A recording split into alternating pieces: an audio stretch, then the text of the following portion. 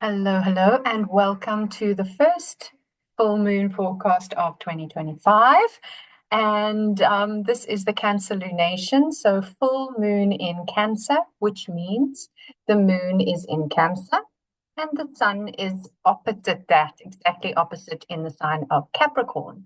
So, moon is at home in Cancer. This is the space that she is most comfortable. This is her own environment. It's where she can be the biggest of whatever she's feeling. So she is at her biggest because she's full, she's round. Sorry, I have this door open for a bit of air. I'm going to close it so it doesn't squeak. So she's at her fullest. So whatever she's feeling at her fullest is going to be louder and exacerbated. And that's kind of par for the course with a full moon anyway. And that's I'm feeling more joyful, or I'm feeling more grateful, or I'm feeling more grief, or whatever it is that we're going through. Like I always say, I set this up for my own part of the world. So don't worry where you see the full moon. In this case, she looks like she's up here in the 10th house, on the cusp of the 10th house. But where is it in your chart? That's more important. So where is 23 degrees and 59 minutes? Might as well look at 24 degrees of Cancer in your chart. And also, where is 24 degrees of Capricorn in your chart? Because that's opposite. And maybe even if you have 24 degrees of the other two cardinal signs, Aries or Libra, then you're going to feel this lunation really, really strongly. So, a couple of things I want to mention off the bat. First of all, you can see that this full moon is conjunct Mars. Mars is at 27 degrees and moon is at 23 degrees or 24 degrees, but Mars is moving backwards and moon is moving forward. So it's a applying conjunction. They're getting closer to each other. So the intensity is great. And I want to come back to that in just a minute, because the conversation of moon and Mars was really started quite strongly in the first quarter moon, which was a week before this. The first quarter moon is the week between the new moon and the full moon. And it is a yang phase of the moon, which is a doing phase of the moon. And it really brought in that conversation with moon and Mars. In fact, let's just talk about it now, and then I will talk into the other things I wanted to say. So basically, the moon was in Aries when Mars was in Cancer, in Cancer, yes, in Cancer at first quarter. So what's happened is that we've experienced these two signs in mutual reception. So we've been speaking about mutual reception because for the last few forecasts, we have had Mercury, who's now in Capricorn, was in Sagittarius, Jupiter's sign, and Jupiter for the better part of 6-8 months at this point has been in Gemini's sign. And so because they were in each other's sign, even though they're not comfortable there, they kind of supported one another and mitigated some of the discomfort. Now, at first quarter moon, we had that same thing with the moon in Mars's place of Aries and Mars in the moon's place of Cancer.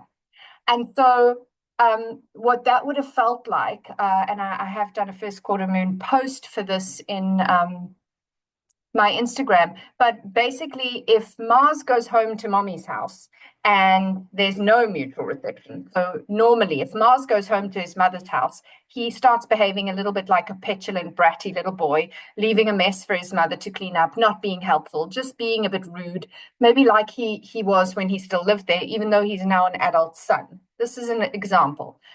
If Moon goes to visit her son, she moves to gets into his apartment or his house, and she immediately starts going where she's not asked to be or not wanted, and she starts throwing out things from his fridge that she doesn't deem as healthy for him, and cooking him meals and stocking up his fridge and freezer with things that she thinks he should be eating, and sorting out his cupboards, and maybe even going into his girlfriend's cupboards, being snoopy and nosy and a little bit over the top and over smothering and overbearing.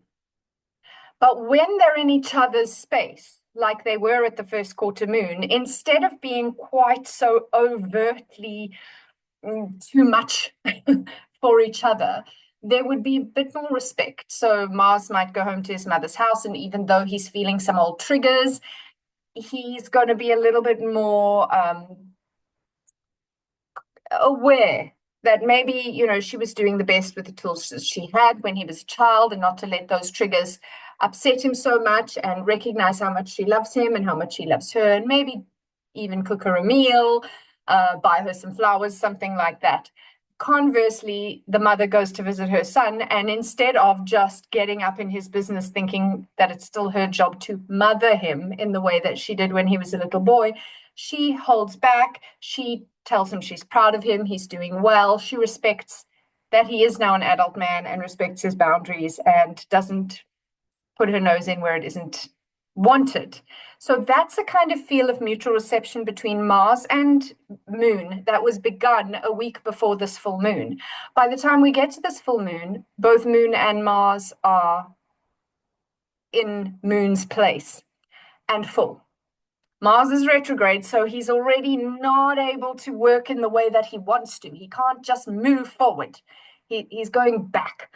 And he's going back into childhood stuff, most likely, because Cancer and the moon are the sign of mother. And Mars can be seen a little bit as a toddler, and definitely the masculine expression. And remember that that doesn't matter what your gender is. It's not about gender. It's about the masculine expression, the yang part of you. But also men and males, and maybe there's a lot. And for me, I feel like, having listened to a lot of forecasts, having forecasted myself, of the year 2025, for me there is a lot in that is going to speak to healing the masculine. And it feels like this first full moon is a great place to start. We're just a few weeks into this new year, and already we can sort of feel that there's something that needs to be done differently. How does the inner mother moon in me nurture the inner tantruming kind of masculine in me? The part that part where the little boy was first told, big boys don't cry, and suck it up and tough it out, and all of those things, where that little boy wasn't allowed to feel his feelings, because Mars is that little boy. And the sign of Cancer is very much about feel your feelings. So here he is going backwards, feeling these feelings that he never got the skills to kind of understand and express in the first place. And for me, this is a huge theme of this full moon and this year, in fact. So there is something to be said with looking at your own mothering. So how you were mothered, how your mother was mothered, how your father was mothered, how you are as a mother, whether you are male or female, and that's a mother to pets, mother to friends, how you nurture. Maybe we should say nurture rather than mother, because if you're a male, you might be going, I can't mother. Well, you can. but that's where the moon part here is the mother part. The Mars part here is the male part. Again, even if you are in a female body, the moon is the male part, the part that wants to get things done, that feels like they have to be always momentum, have momentum and drive and be this like strong, raw warrior, when warriors have feelings too, when warriors don't always want to go to battle, that kind of thing. They want to go home and be cared for and nurtured by the mother. So these are firstly things we're going to look at in ourselves, but then generally that's going to be reflected in our outside world. And there's plenty we could be said about that, but we'll be here all week. So I'm going to leave that interesting dynamic alone for a minute, but I really feel like it was very, very much seeded in that week before this full moon began. Secondly, what's very interesting for me is Mercury, who we were talking about that mutual reception with Jupiter the last few lunations, has now come into Capricorn, and he is almost exactly at the point that the last new moon was at. So he's reinvigorating the 2 weeks prior to this point when we had the new moon in Capricorn. And Capricorn is often the sign of the father, to Cancer being the mother. We look at Capricorn as the dark father and Leo as the good father, but it's much more complicated than that. Capricorn is not just a bad or a dark sign. So, but stricter and sterner maybe than the more gregarious, playful Leo as a father energy. Okay, but thinking about Capricorn here, and we start that cycle with the old paradigm of parenting and of the masculine in some ways, very anyway, let me not digress too much. That'll just get complicated. Let me try to keep it succinct and simpler.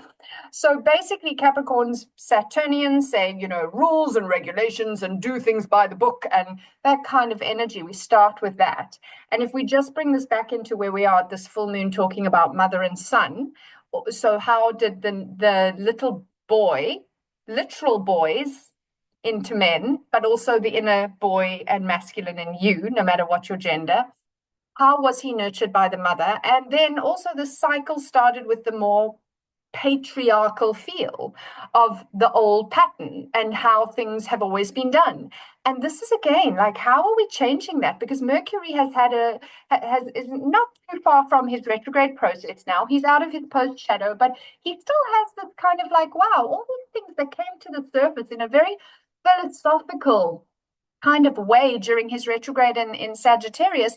And now he's triggering that tender point of the last new moon, and he's going, but what if we were not so rigid in our parenting methodologies? What if we were a little bit more open-minded and we were a little less like gender conformist in the way that we raise our boys versus our girls, which in all honesty, society's been shifting for many years, but there's still a lot of that old paradigm stuck in us.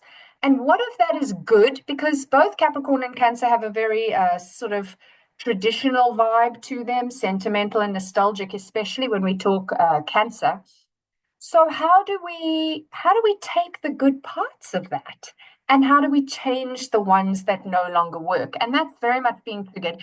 And then also, Sun is moving into an applying conjunction at this point. It's still a little bit wide, but still to Pluto.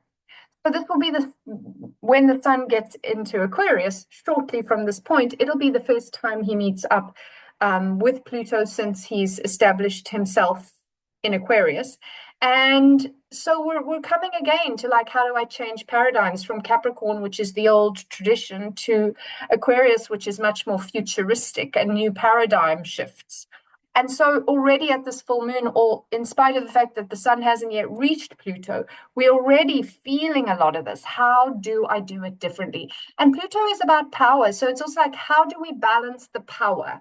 Like if we raise our children in very dictatorial ways, versus allow the child to develop into themselves, who they're meant to be, which is in many ways the Aquarius Leo axis. Everybody is equal, everybody is special and unique. We also have the Venus coming to meet Saturn here and forming a square to Jupiter. So, and these are both immutable. And for the last few lunations, we've talked about having quite a strong mutable feel. So still the mutables, if you're somebody with strong mutable, meaning Gemini, Virgo, Sagittarius, or Pisces, there's still this push to, yes, you think you're flexible, yes, you think you're versatile, but where is that just avoidant, perhaps? Where are you just avoiding looking at what needs to be looked at? Where are you keeping it so easy breezy, light and fluffy that you're not digging into the things that really need to be experienced? There's always going to be these deeper layers, and so we can get identified with being oh, I'm the easy one. I'll just do what the group wants.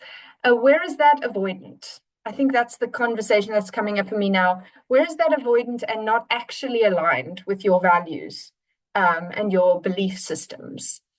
Are you being true to who you actually are by always giving over to other people? And I feel like there might be happy surprises in store for us in this full moon, like because Cancer is a sign of the mother and full moon is a sign of birthing or fruition. You might say that an unexpected twin birth, or something exciting with the birth. The baby came sooner than expected, or the baby had a mop of hair that seemed like a blessing, and this is obviously just a metaphor, but where is the surprise? Where is the shock and surprise? And the reason I say that is because Uranus at 23 degrees and 23 minutes is in a very nice tight sextile to the moon and trine to, sorry, and trine to the sun. So yes, that is pretty much what I want to talk into. Oh yes, and one last thing is that we now see that the nodes are absolutely on the edge of shifting. The node is at 0 and 48 degrees of Aries and Libra, and absolutely close to shifting into the next signs, which are Pisces, because they move backwards. Remember, Pisces and Virgo. So depending where the nodes are in your chart, keep a note of this, because I for one am going to be experiencing this shift into my nodal opposition, because I have my nodes in that space. So pay a little bit of attention to where your nodes are. The nodes represent Dharma and Karma, soul gifts that we came into this incarnation with is where our south node is, and north node is where we're developing into. So pay a little bit of attention and see what shows up for you in that. I hope this has been helpful. Thank you so much for all the likes, shares, follows, subscribes, comments, and keep up the good work of striving to be the best version of you can be as we go through this interesting new paradigm that is 2025. And I'll be happy if you join me for future forecasts. Look forward to seeing you there. Thanks again.